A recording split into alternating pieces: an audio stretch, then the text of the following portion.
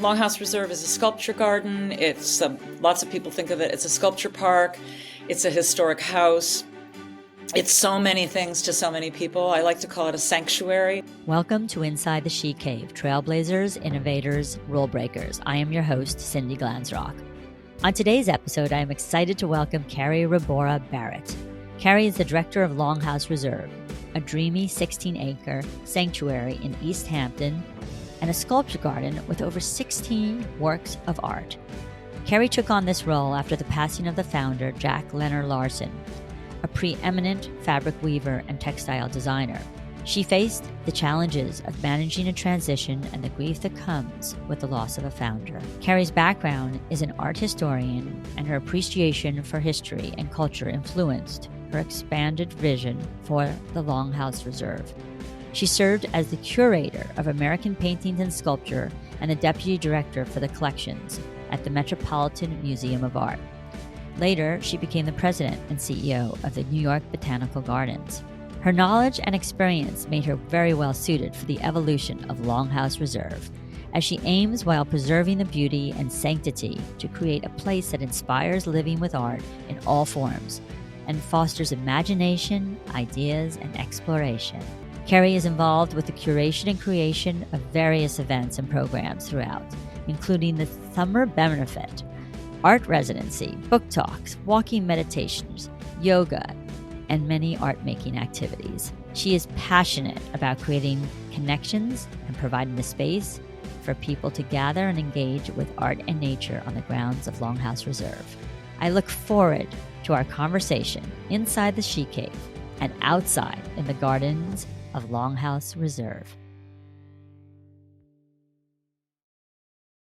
It's rare that I get to meet a young lady who is effervescent, highly intelligent, extremely elegant, well-mannered, but has the focus of an arrow and point of an arrow. She knows exactly where she's going and how she's going to do it. Now, she might change her path a little bit, but she always gets the destination with great grace and extreme efficiency.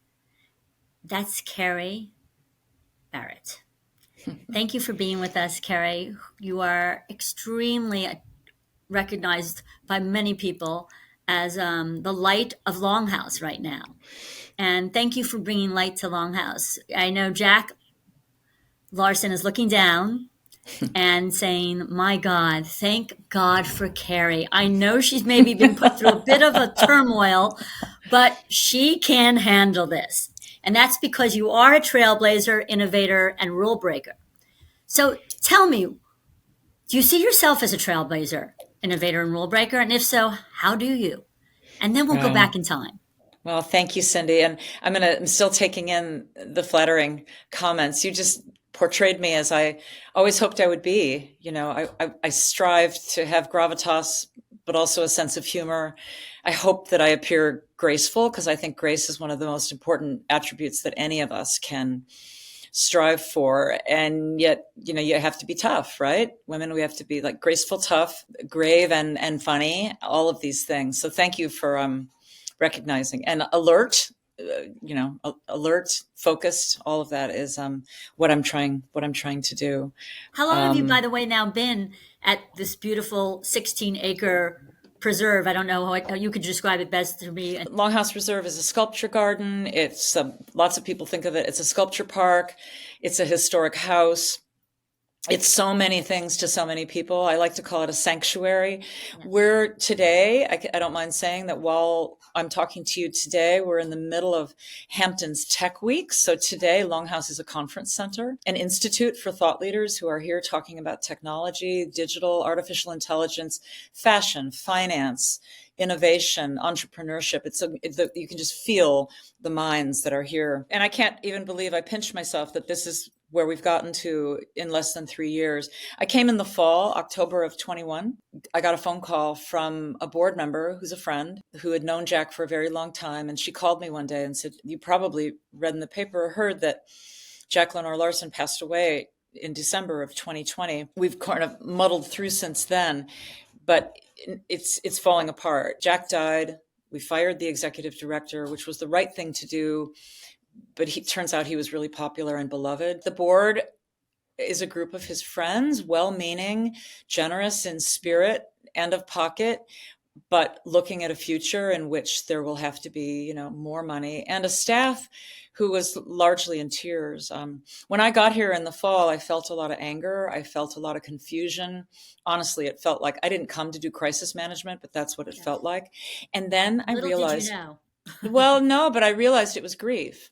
I figured out pretty quickly that of all of those emotions or feelings that wrapped up into one, it was actually the loss of the founder. This afternoon at Hampton's Tech Week, I am doing a panel with Jess Frost from Duck Creek and Alejandro from Madu about founders syndrome, about how organizations, even if we have founders that said, please carry on after I'm gone, please, as Jack said, open my house to the public, please make sure that you're open more days and all of this. It's hard to do when the spirit, the energy, the creativity of a really powerful founder, like for me, Lenor Larsen. Lenor Larsen was the preeminent textile designer of the 20th century.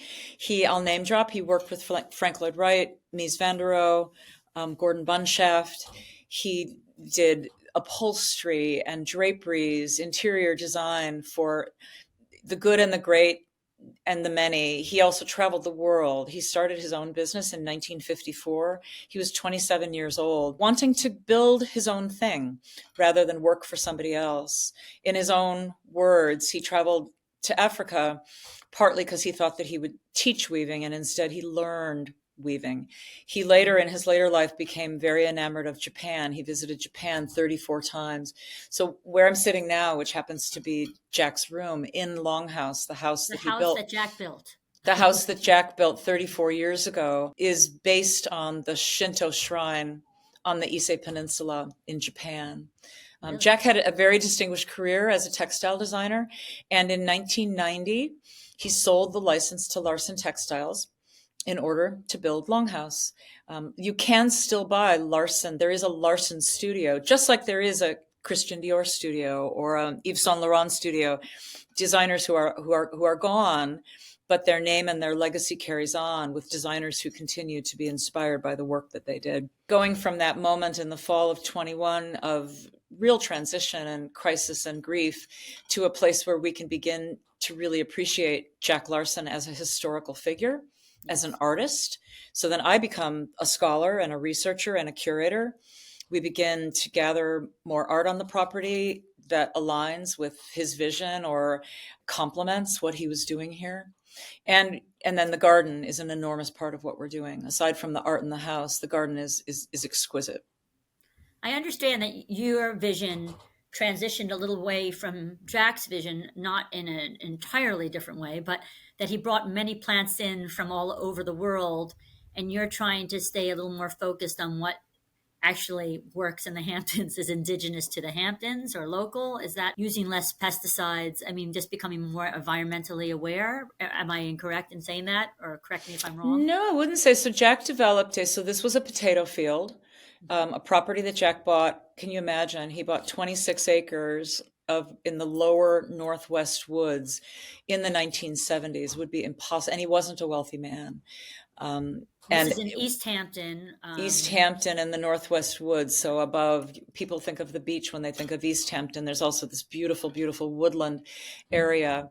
It took him a very long time to cultivate this property. And in that regard, he did bring lots of trees that are not indigenous to the area. In so doing, what he also was able to prove was that East Hampton shares a climate with Northern California. We have redwood trees here, not just sequoia, but actual coastal redwoods, which is something that I like to talk about because it means that even as the California redwoods are endangered by climate change and erosion on the beaches and that whole area of Northern California, we know that redwoods, we have 10 of them now, can be propagated in East Hampton, and it's the condition of the salt air and everything. To your question, one of the things that we engaged with, Jack was already on this trajectory, and his former staff was, because of climate change and the sustainability factor that all gardens really have to attend to, I became immediately engaged with Edwina von Gall's Perfect Earth Project. And the Perfect Earth Project isn't so strident. Edwina von Gall is a local landscape sort of designer. Would you describe her as an artist? World famous landscape artist who several years ago created her own not-for-profit to encourage the development of landscape that is chemical free and mostly native. And by native, a native plant is something that grows naturally where it is. There are plants that are invasive. Those are maybe what we'd call weeds. Even the non-native plants acclimate to a condition, a climate condition, and that's really interesting.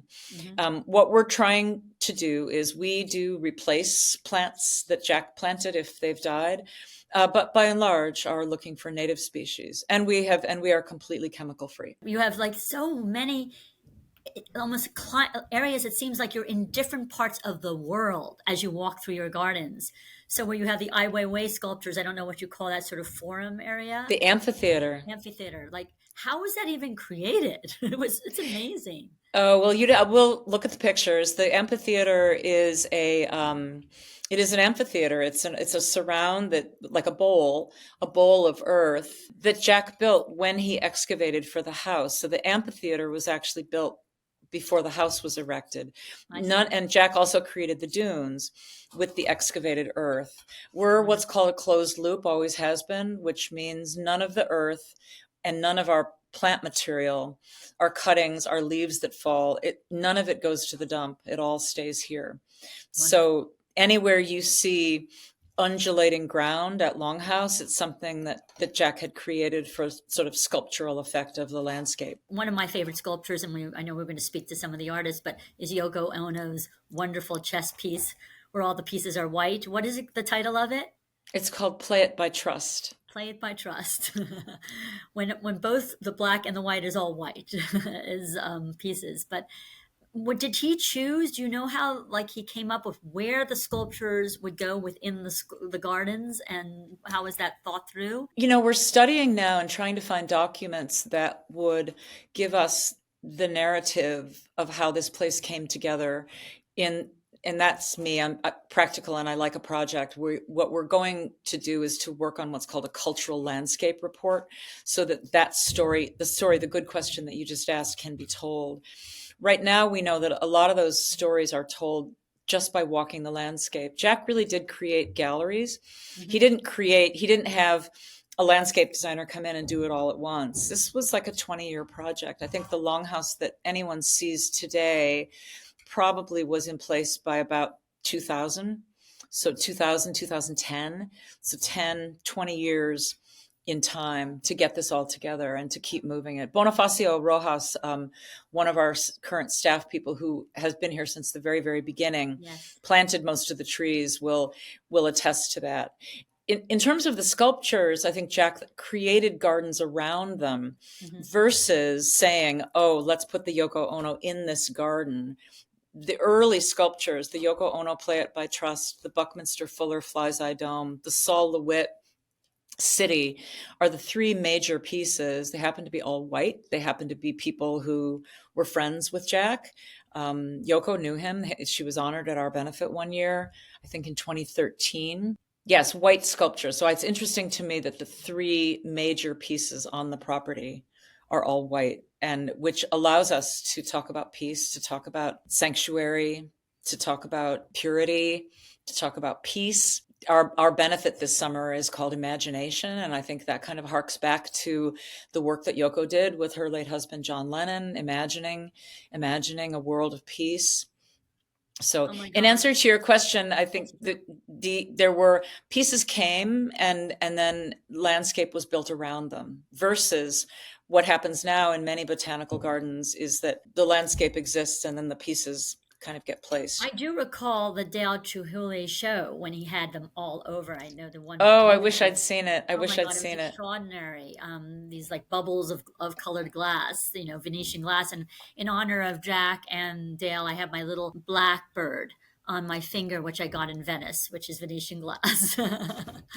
Since whenever I'm in the gardens, I hear the birds singing, as I heard this past weekend when I was celebrating with you the Isadora Duncan Foundation dance performance, which had beautiful music, but the birds were singing along with the music. I don't know if you recall hearing them, but it was, and I know there's something coming up called the Bird Happening. I know I'm jumping around. I'd love to hear about some of the events you have had and are having going forward.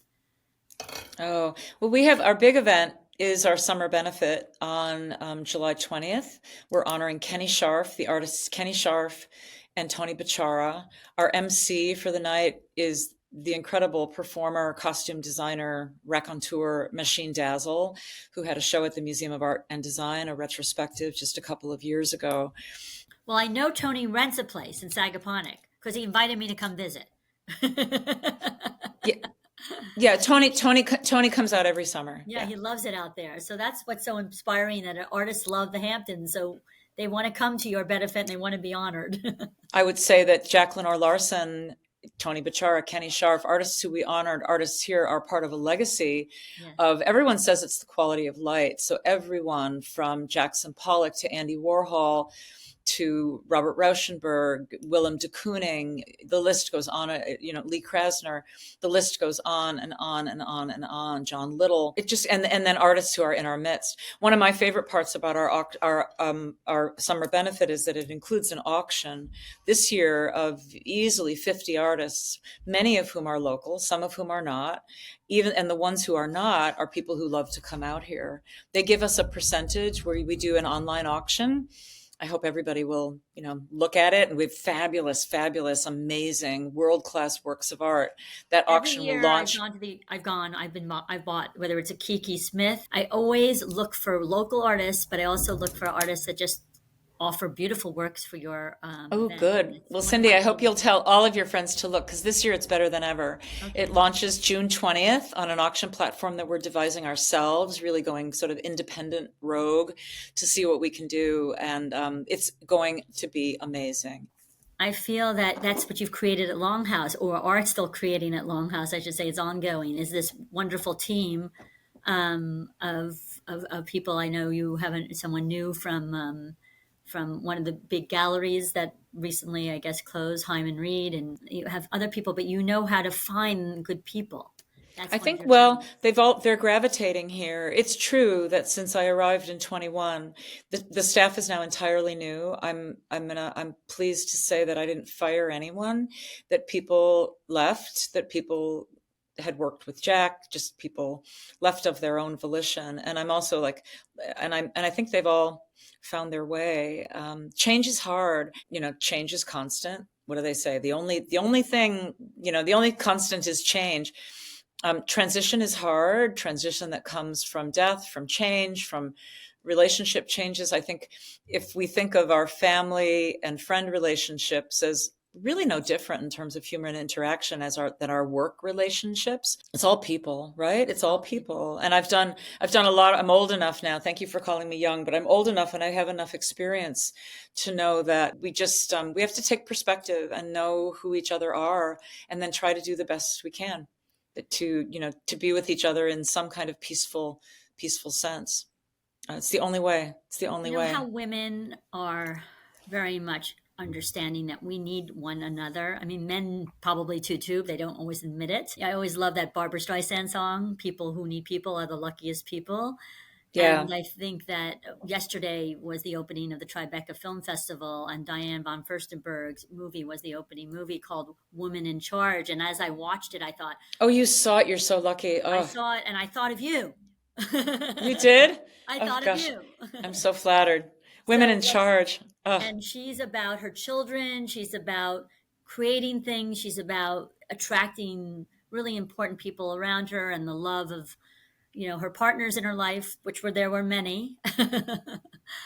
I know you have a partner in your life for, you said, 15 years, who seems to be very much embodied in your ongoing role at LongHouse in a positive manner, because there's lots of wonderful things I hear you're doing there together, and I guess he's involved. Jason has, I met Jason, how did we meet? I took his yoga class. So Jason, who has a storied background in lots and lots of people at Hampton Tech Week are saying, do you do everything? Because I say he's setting up chairs, he's leading a walking meditation, and this morning he made quiche for 22 women. So he's really, really incredible. So and really quite the chef. Yeah, quite the chef. So he works here too. He's our head of facilities operations, which means he's really minding the house, minding these programs. I'll get back to where, the Isadora Duncan dance troupe, Lori Belalove, who was here, that was easily, you were here, 50 or 60 people watching a dance, many little girls dancing around in tutus and leotards. It was incredible. We're seeing people come just flocking to LongHouse. So in addition to our summer benefit, which is our main event, every single weekend we have book talks. We have a regular, again, walking meditation, yoga, family yoga, art making. We just invented out of whole cloth because we can. Sunday afternoon, we have something called needle sports because I was seeing a lot of people, Liz Collins, our artist in residence, Amon Zygmunt, who's a good friend of mine and hers, Lori Lamprecht, others. There's lots of people out here who like to stitch. And we said, if everybody would just bring their project, whether you're a needle pointer or a knitter or an embroiderer, bring your project Sundays at 2. I'm in the pavilion every Sunday afternoon. And if you bring your project, we sit around and we drink coffee and eat strawberries and we stitch. And I think Jack would love that. It's great because, all these institutions are in the Hamptons, like Guildhall has something having to do with fabric and design and artists that are local. And then you all are doing this. And I love that we met I originally met you the beginning of last summer, and I thought you had just arrived. I was already so impressed. I said, I want to have you on my podcast. And almost a year later, I finally have been able to nail you down. But we met at Jeff Lincoln's, and they were doing an exhibition about art that's made out of different fabrics and textile art, basically thread art, which is well, and you can imagine the way that I got to Jeff Lincoln's was because Liz Collins invited me. Liz Collins, who is an extraordinary artist working in textiles and other media, was in Jeff Lincoln's in Southampton. And this summer she's at the Venice Biennale. I know. She's featured in the Venice Biennale and she's our artist in residence. So I love when that magic happens. I think, yes. I met her through a friend. I met you. And now here I'm able to say, I said, Liz, would you be we don't have an artist in residency program and I don't have a residence. We were calling it the unresidency. But the idea is that Liz is thinking about LongHouse. She's visiting 5, 6, 7 times. And every time she comes, she'll give a talk, she'll give a workshop, she'll sit with me on Sundays and stitch and really become a presence that helps me to understand better what LongHouse has. LongHouse was voted the 13th most peaceful space in New York State by Earth.fm. Isn't that wonderful? I love that. It's all about integration, right? And all about sound and art and all those things that you offer there that's so unique. And then to go up into Jack's house, which I didn't even know until recently you were allowed to do. And then you had that wonderful cellist playing with her art beside her. Jack's house is not open to the public. It's a dream to be able to do that. I am able as director to give tours and to take people through. It is a great, great pleasure of mine and a huge privilege to be able to take people like you and others through the house to begin to expose people to Jack's incredible collections of ceramics and glass and textiles. He collected all of his life, inspired by a neighbor when he was a little boy, and she told him that if he collected one thing every year, that by the time he was an old man, he would have a collection. And he laughs. We have this on video. We have it on tape. He says, but what if I collected something every week? So the collections here, you can see some of them behind me, are really extraordinary. And we're working very hard through a schematic design process and a process that is very much in keeping with the policies of the town of East Hampton to eventually be able to give public tours of the house. Obviously was kept very separate before you came along from the property. It was where Jack lived, right? So it was his private residence, and of course he had people over for lunches. I've heard lots of people in East Hampton talk about the great brunches that he had, or the dinners. I went to one. Yeah, good. Yeah. And so that's why I think that feeling of, Jack was gregarious. He was social. He liked to have people over. He liked to talk. When I got here, and there was something called the Museum Conversion Project, and I said, maybe we, I like words, and step away from that's a heavy word, museum, and think of ourselves more of an institute, because an institute is a place of learning that can have a collection of art and a collection of plants. We can be a botanical garden. We can be an arboretum. Let's not label ourselves into a box, but let's become a think tank. Let's become a place of imagination, ideas, and exploration. And that's what we've done, both out in the gardens and for a very select group of people in the house. And I'm just hoping to be able to share the house with more people going forward. It's our goal. It's our absolute goal. I think it's the perfect place to inspire. So I imagine when you talk about inspire living with art, in all art forms, like in all cultural art forms and all kinds of connecting again, because we've lost the art of connection. And I think I'm going to take us back a little bit. During COVID, there was a project you had worked on, and I want to talk about the Cary project and very much about Cary for a moment here, focus on you and who is Carrie Barratt, or Carrie Rebora Barratt is the full name. You have a mother in your life still, and that you take care of, or you go visit in Chicago, where I believe you're originally from. So, sort of take us back. Who was a feminine, or for that matter, masculine? So I love the way you framed the question, Cindy. The mission of LongHouse, and I'll get back. The mission of LongHouse is to inspire living with art in all forms, and by art in all forms, what I think the reason why I was so easily taken by what Jack meant by that, all forms was really beyond cultural forms. Art for Jack was oranges in a bowl in the kitchen. Art for Jack is the flowers in the garden. Then art is whatever culture you make it. I love when I'm able to bring people through the kitchen and to say, you may not have been friends with Dale Chihuly, but anybody can put avocados in a basket. And my mother did the same thing. I grew up in a house, one of 5 children, grew up in Chicago. My dad owned a carpet business. He was a businessman, but he was also a cartoonist. So my father was an artist who was a work-a-day, carpet guy, raising 5 kids. But my mother was an artist, a full-time artist, and did her artwork more and more and more as we got older and went to school. That allowed her to stop making lunches and made more art. So I grew up in a house where my mother was initially, when I was a teeny girl, she was doing, art fairs in shopping malls, because that's what she could do, making little felt on burlap pictures, which I adored. By the 70s, and then I was in high school by then, by the 70s, she was involved with a women's cooperative gallery, one of the first, the Artist Residence of Chicago, ARC Gallery, famous now in Chicago as as a women's cooperative. Joyce Rebora was one of the first, one of the founding members of ARC Gallery in Chicago. And I loved going down. I felt so sophisticated to go down with her to Hubbard Street and to see these women who were then, this is the era of Judy Chicago, performance art. The dinner party was just being constructed. I grew up with all of that. And I loved every bit of it.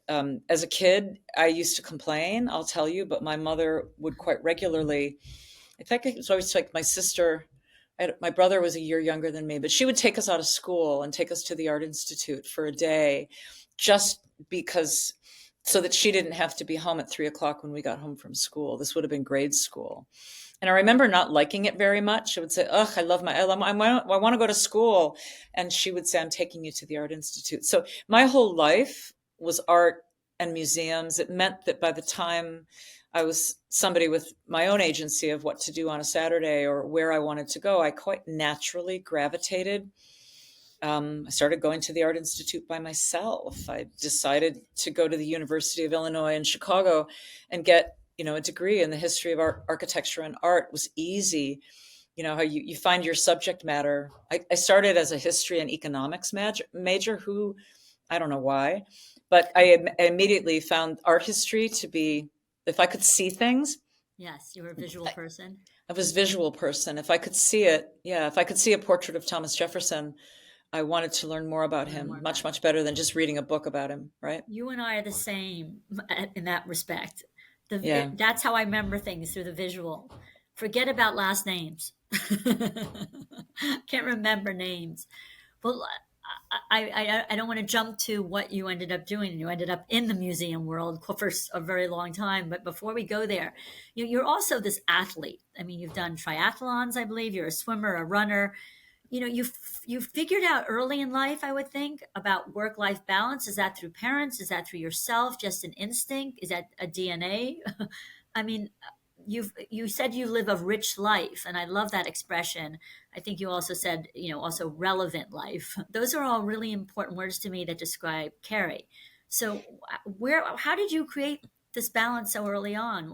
I love this. That was a lot. So I said rich, relevant, athletic. Thank you. I'm trying to keep it up. I'm signed up for the Montauk Sprint Triathlon this Saturday. I haven't done a triathlon. Well, since I did that one last summer. I have the athleticism and that balance to do with my dad, who was a Notre Dame basketball player and always played sports with us. So my life was equally sports and art. If I was to say the core, stay active, run. I happened to be, my brothers and sisters and I turned out to be gifted, not Olympic athletes, but coordinated and fast. Good swimmers, because they threw us in a lake up in Hayward, Wisconsin when we were little kids and said, right, swim to the raft. So I'm a huge proponent of sports for kids, running for girls, bike riding in all forms, doing things safely. Sports are not dangerous. I just was listening to something the other day about how, especially as we get older, you have to remember that your feelings and your thoughts come from your body. You're not just your brain. We are all the embodiment of who we are. So to the degree that we can stay healthy and fit, it's all one entity, right? So my ability to maintain some sense of who I am in that way. I'm not the athlete that I was when I was 40, but even at 40, I was probably beating myself up about the athlete that I was when I was 30. And the Solace Project. That's a whole shift. What I did was I gave myself a sabbatical. COVID took me away from New York City to live for the first time since the late 1980s when I moved there. And I really connected to nature. I had been CEO and president of the New York Botanical Garden, which completely reinvigorated my passion for the outdoors and my belief that nature and plants are as important to our psyches as works of art in museums. By fall of 2020, I said, if I had been an academic, somebody would have given me a sabbatical. So I gave myself a sabbatical. You gave yourself a sabbatical. And of all places, the New York Botanical Garden, which you think of, ladies are involved in conservatories and gardening and all that. And you were the first woman at the New York Botanical Garden, which I'm trying to remember how old an institution it is, but it is 18, founded in 1890. 1890, and you were the first. Thank you. Yeah, it was my pleasure. And I was brought there to build an art program and to create better community relationships with the Bronx. It was a wonderful time. We faced COVID, we faced climate change. It was a shifting era at the New York Botanical Garden in the three, sort of years that I was there, building a strategic plan for the future. But I miss the art world. I'll tell you what, I miss the art world. And that sabbatical that I gave myself came along with a senior fellowship, a distinguished fellowship at Crystal Bridges. And that was really where I developed. I was thinking about my past. Can you just tell us what Crystal Bridges is? Oh, yeah, the Crystal Bridges Museum of American Art, the now 11-year-old institution that Alice Walton founded, devoted to American art, also surrounded by a beautiful, beautiful sculpture garden. So in a way, I situated myself there to be able to be, to reach back into my scholarship. My own scholarship is early American painting. I've done exhibitions and I've written books on John Singleton Copley, Gilbert Stuart, Thomas Sully, many, many, many portrait artists. I've written the great big collection catalog of American portrait miniatures for the Met. I wanted to eke back into that work a little bit and to see post George Floyd, post pandemic, if I reread some of my own work, would I do it differently? So that was part of the project that I did down in Bentonville. That's where Bentonville, Arkansas, where Crystal Bridges is. But I also wanted to explore landscape in the same way. What came out of that, I realized I called it the Solace Project, which was mainly me finding my solace. And by solace, I meant I was tired of people talking about how to be happy or how to be joyful or how to be calm. And I decided that solace was the word that suited me best. Solace was something that I might have learned in church as a kid, as a Catholic. Solace was a place of peace, inner peace and grace, even for a split second. And I always found it when I was in an art museum or I was in a garden, that place of solace. And so I created a newsletter, which I also recorded as a podcast. That's on Substack. I don't know if you have show notes, but we can put that in there. But you can just Google me, Carrie Rebora Barratt, and it comes up. It all comes up. I have a website, and I'm right now on the verge of sort of relaunching it. It was very, very much a COVID project and a Crystal Bridges project because I had time to really dig in, research, and write, and then record. And following that, being here, doing a couple of other consulting projects with other institutions in transition, I kind of lost the time, but I'm finding my way back. I'm finding my way back to it. So stay tuned. Well, it's interesting, the word solace, what it means to you. When I first read it, I said, well, maybe it was during a time of difficulty or loss or sadness even. And then I thought, then I realized, it was during the pandemic that you did it. So for a lot of people, that's what it can mean, but you turned it into something positive. So the word for you is, I guess, a positive experience that you needed to express yourself, that you thought by expressing yourself on these like podcasts, this blog that you created, that maybe other people would want to share their stories, and maybe other people had stories to share. This is why we have Inside the She Cave, is to share our stories. So it's amazing. Yeah. So we kind of the idea, it was a COVID manifestation of a project that I had thought of many, many years ago when I was a curator in the American Wing. And I began to think about it was finally when I got my head out of books and wasn't doing research for the sake of research or to become an expert on John Singleton Copley. And I realized that what I was doing on tours and writing and learning and sharing, which was the most important thing, yes, was actually getting people out of their own way, out of their own heads. Actually, like you said, getting them to share their own stories about why a picture might engage. I stopped talking and began listening more instead of saying, here's something I know about, and let me tell you everything I know.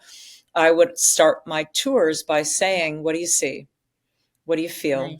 Nice. What are you bringing to this moment without knowing, and by the end of it, people got really, curious and would say, well, Carrie, what do you know about this picture? And of course I knew a lot, but it was a different way of kind of manifesting the interest. So when I was a curator at the Met, and I was a curator at the Met from 1989 to 2009, for 20 years, I was a curator in the American Wing. Till 2009, yeah. The Solace Project was something I had come up with, the name of it, and what I wanted to do as a future path that could be a kind of a forever project, but I never really did the project. So it manifested itself in COVID, not because of uncertainty or fear or a calling. Maybe you felt that with your thing. No, this was just a project that was on the shelf that I dusted off at the right time for me. No, I just sometimes when you choose a word, that's why inside the she cave sort of leaves me. I'm at an arm length distance. People can come up with whatever they want, So when you Great. define something, sometimes it's you define it for yourself as one thing, but when someone else tries to understand what it is, they're like, oh, what does that word mean to me? Or what does that experience mean to me? That's why I want to listen and hear and have other people listen and hear about your Solace project, which I hope you're going to get back into. Oh yeah, I'm hoping so. Every day I feel like I get more ideas every time I go for a run or a swim. I always feel I wish I had if I was an innovator like these people here for Hampton's Tech Week, I would develop an underwater notepad. I get so many ideas while I'm swimming, and I feel like I got I'm gonna stop and write. I got to stop and write them down. Maybe that's your dream state. You're in your dream state when you're swimming. Yeah. You joined the Metropolitan Museum as a summer intern, if I recall, like in 1984. How did you get that internship, and how did you even apply to it? How did that come to pass? Because that sort of was a trajectory for you after that.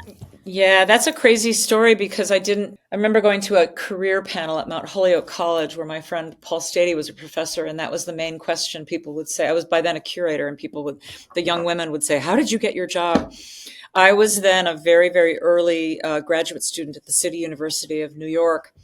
And it was June of 1984. And I made friends with a woman named Catherine Vorzanger, who had just gotten a summer internship at the Met. And she came to class and said, there's way too much work for me to do. Of course. Carrie, if you come with me tomorrow, they'll hire you. Wow. And that was it.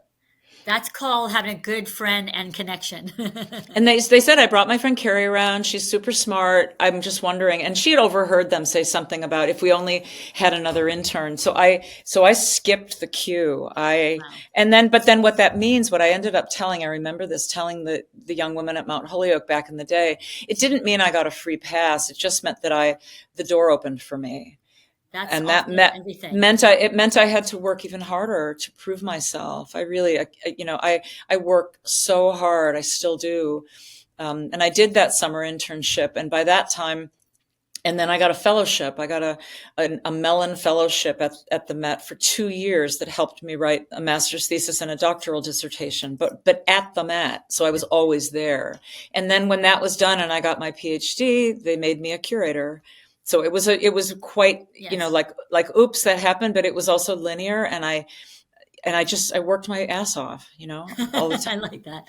But what made you choose American paintings and sculpture from, did you choose that or did they choose it for you? Why did you choose No, it goes back to my initial interest as a college freshman. I started my college work at Mary Washington College in Fredericksburg, Virginia, where I went deliberately because I wanted to study American history. I was deeply interested in the fabric of the founding of our country and the founding fathers, Washington, Adams, Jefferson, all of them, Monroe, Madison. I was interested in them deeply. And I started as a history student, but then started taking art history. So I realized that I could study American history. So I wasn't so much an American history expert. I became a portrait expert. I like faces. Yes. Well, I can understand why you would like faces because they expose a lot, the face. At least mine does. Some people are not as expressive as other, but I love faces too.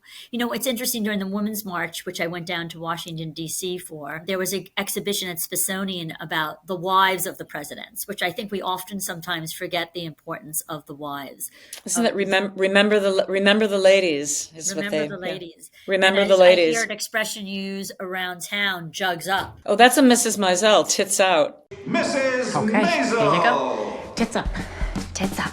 I was only mentioning that because the china and obviously the fashion and the flower arrangements, so many important things that the wives of our great presidents, and also the fact that they're very much maybe beside them or behind them, but a very important part of so many of our history as a country. And Martha Washington was incredibly smart and helped George in ways really kept the home fires burning in a way that was much more serious than, her recipe for cinnamon cookies that you can get if you go to Mount Vernon today. Martha Custis, who had been married before with 2 children, was an extraordinary woman in our history. Abigail Adams, she's the one who said, "Remember the ladies." That's the quote.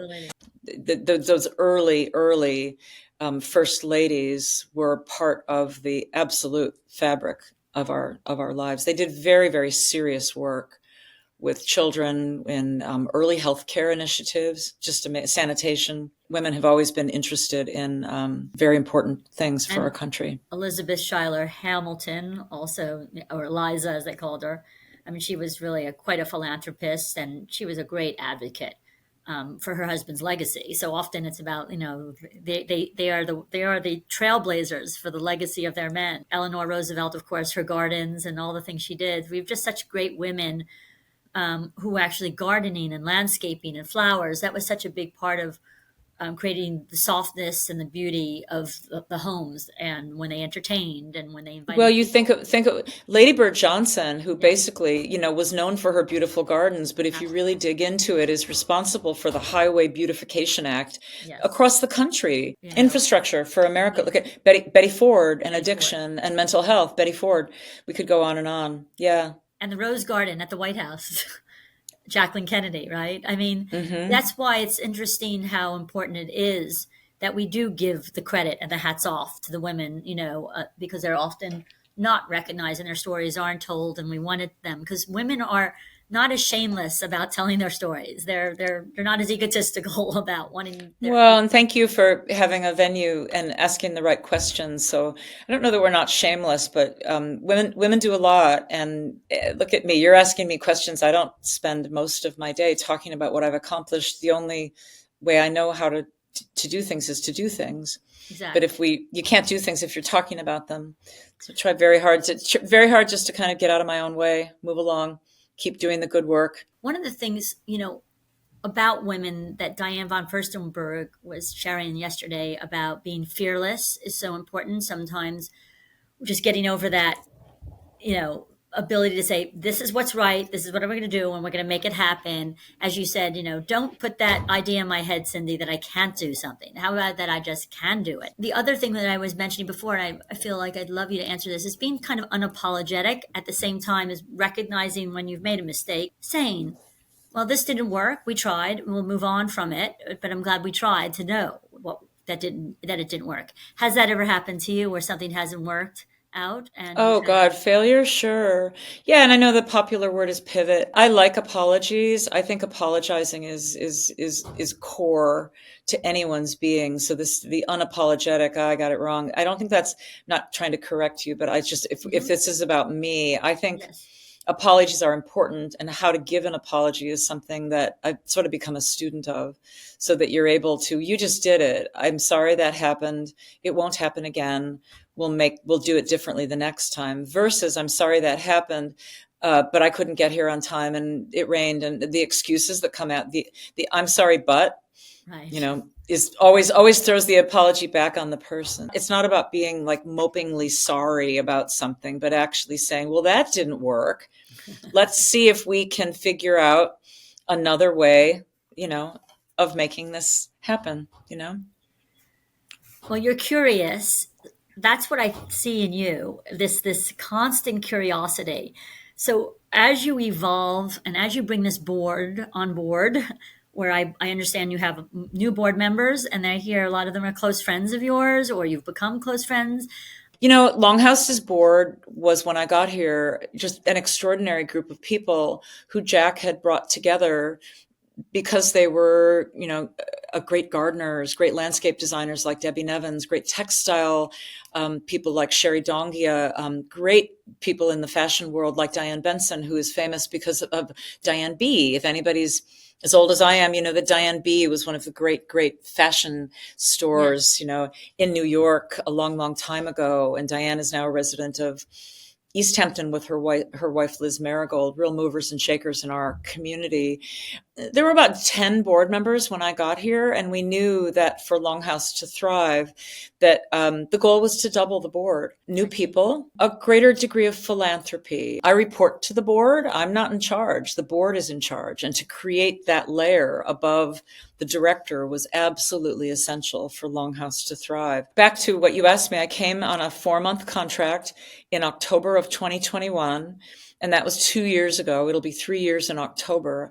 I never left. I went from being on contract to being an interim director to by early 2022, taking the job of director of LongHouse. And we went from a state of kind of crisis and transition to a place where now we've built a board, we've built a staff, we've made some necessary first repairs in the house. The house needs lots of work.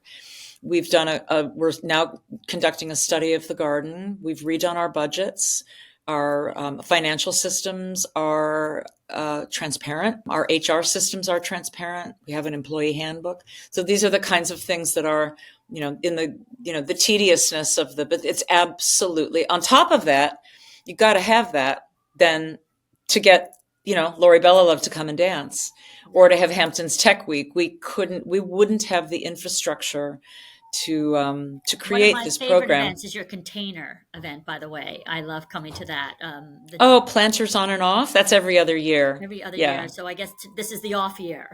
This is the off year. Yeah, that event. I love that event. That is, we invite mainly local gardeners and garden companies to come and do a planter, and some of them are just insane. Yes, they're gorgeous. Just they're so wonderful. It's one of my favorite. And then you have you have judges and you have a whole committee, and it's wonderful because it's really so much about what LongHouse is about. And I know you bring a lot of kids. I think with Molina, the artist, didn't you do? Oscar Molina. Yes. Oscar Molina was with us last year. Some pieces remain on ground, but we invited Oscar last year, May 5th of 2023, to bring a series of sculptures that he calls his migration series. And we kept them. It was meant to be a weekend for Cinco de Mayo, and they ended up staying and migrating across the property.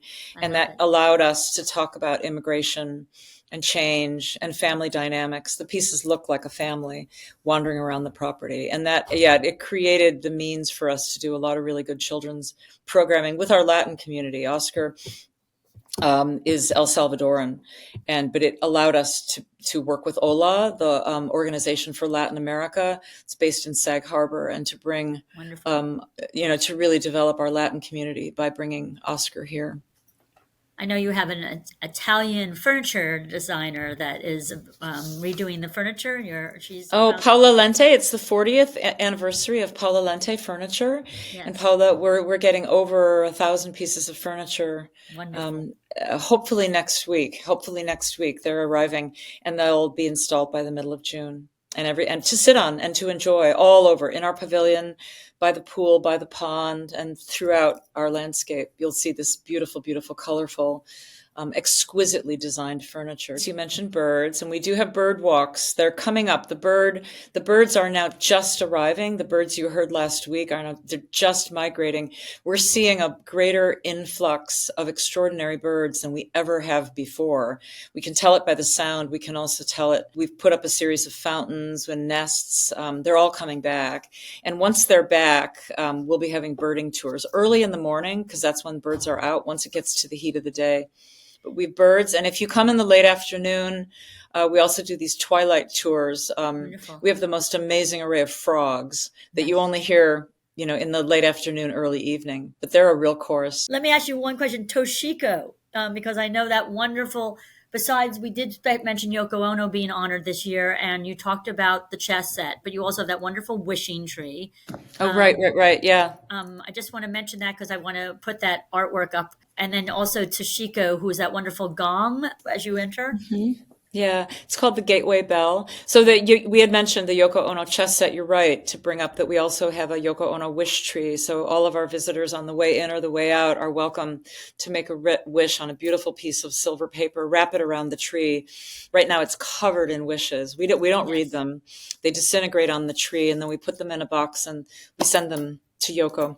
And she has a process by which, and she's got thousands of wishing trees all over the world. And to think of all these wishes being sent to her in this magical sort of way. Yoko is Japanese and Toshiko Takaezu is of Japanese heritage. She's actually Hawaiian by birth. And she was a great friend, a ceramic artist who was a great friend of Jack's. Yes. We have a special exhibition of her work this year on the grounds. You can, starting with the gateway bell, and then pieces all strewn throughout. I can see them out the window, strewn throughout the area next door to the house, and a special indoor exhibition by appointment only. But Toshiko was a friend of Jack's, a tiny woman who made these enormous ceramics, including this bronze bell that lots of people love to ring on their way in. We are promoting our relationship to Toshiko Takaezu, primarily because she has a wonderful retrospective of her work right now at the Noguchi Museum in Queens. Yeah. She knew Isamu Noguchi. And we also, as part of a relationship with the Noguchi Museum, we sent them one of our biggest and best Toshiko closed form sculptures, and they sent us a Noguchi for the season. So we have an Isamu Noguchi on grounds. I'll be coming and visiting and looking for it. I know we've had, such an exciting adventure with you and hearing about your, not just trailblazing, but yes, you are an innovator. I know you have the tech conference going on. You're very much an innovator with just all of these the new programming, the new board. Just access to the gardens is innovative. The hours have opened up for people, and more people are coming that never knew LongHouse existed or thought it was a sanctuary that no one could sort of enter. When you see other people getting joy from whatever experiences you're sharing, because it is very much experiential, that you seem touched and you're getting such joy, and you said, you had a moment of sort of a teary-eyed moment when the children were dancing with the dancers and on the grounds in front of the Buckminster Fuller, and I could see your heart is not just there and in the right place, but it's truly heartfelt. Your job is heartfelt. Thank you so much. Please listen and subscribe to the show on YouTube. In addition, wherever you listen to podcasts, please share and leave a review. Thank you.